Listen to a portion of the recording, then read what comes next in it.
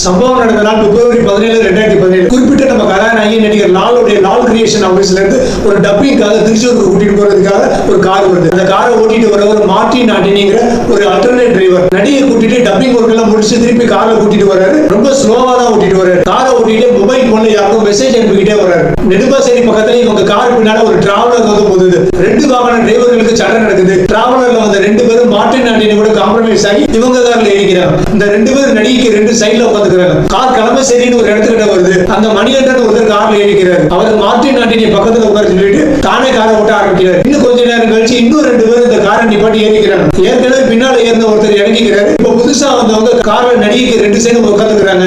அதுல ஒருத்தர் மாஸ்க் போட்டுதான் அவனுடைய குரலை வச்சு நீ ஏற்கனவே என்னை கோவால பிக்கப் பண்ண சுமில் தானே கேட்கிறாங்க நம்ம நடிகை. அவன் ஆரம்பத்துல மறந்து போனாலும் பின்னால நடிகையை மறட்டுறான். இது எனக்கு கொடுத்த கொட்டேஷன் அப்படித்தான் நடப்பேன்னு சொல்லி மொபைல் போன்ல ஷூட் பண்ணிக்கிட்டு அந்த நடிகை தொந்தரவு பண்ண ஆரம்பிக்கிறான். ஒரு 2 மணி நேரம் கழிச்சு ராத்திரி 11 மணி வாக்குல திருப்பி லால் கிரியேஷன் ஆபீஸ்ல நடிகை விட்டுட்டு போயிடுறாங்க. நடிகை கதறி அழுது ஓடிக்கிட்டே நடிகர் லால் கிட்ட நடந்தது எல்லாத்தையும் சொல்றாங்க. உடனே போலீஸ் டிஜிபி வரவழைக்கப்படுறாரு. அப்ப இருந்த எம்எல்ஏ பிடி தாமஸ் வரவழைக்கப்படுறாரு. அடுத்த நாளே போலீஸ்ல பல்சர் சுனில் மேல கேஸ் ஃபைல் பண்றாங்க. ஆனா எம்எல்ஏ பிடி தாமஸ்க்கு அந்த டிரைவர் மார்டின் மேல அவனோட திருட்டு மொழி அவனோட நடவடிக்கை மேல கொஞ்சம் சந்தேகமா இருந்தது. உடனே போலீஸ் அவனை தூக்குறாங்க. அவனை வச்சுக்கிட்டே அவன் மொபைல் போன் கான்டாக்ட் லிஸ்ட்ல இருந்த இன்னும் 2-3 பேர் தூக்குறாங்க. ஆனா இன்னும் பல்சர் சுனில் கிடைக்கவே இல்லை. ஆனா ஒரு நாள் அங்கமாலி போலீஸ் ஸ்டேஷனுக்கு ஒரு லாயர் வந்து ஒரு மெமரி கார்டு கொடுத்து இதுல நடிகையினுடைய வீடியோ ஃபுட்டேஜ் இருக்கு, இதை கொடுத்து விட்ட ஒரு பல்சர் சுனில் அப்படின்னு சொல்றாரு. இந்த மேட்டர் உடனே நியூஸ் பேப்பர்ல லீக் ஆகுது.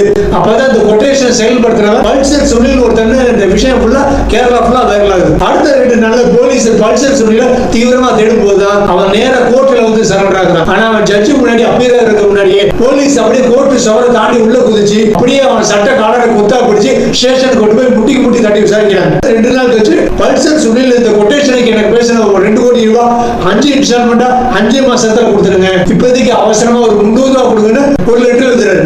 சுனில் நடிகர் திலீப் லெட்டர் எழுதிருக்காரு.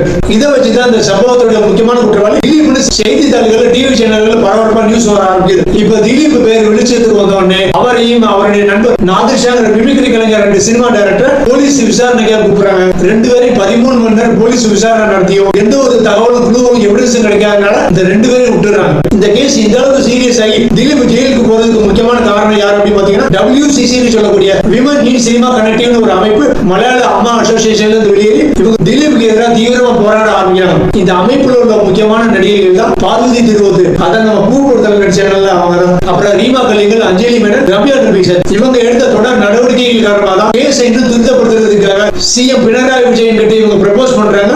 அதனால தான் விசாரணை தீவிரமா நடந்து திலீப் ஜெயிலுக்குள்ள போனாரு.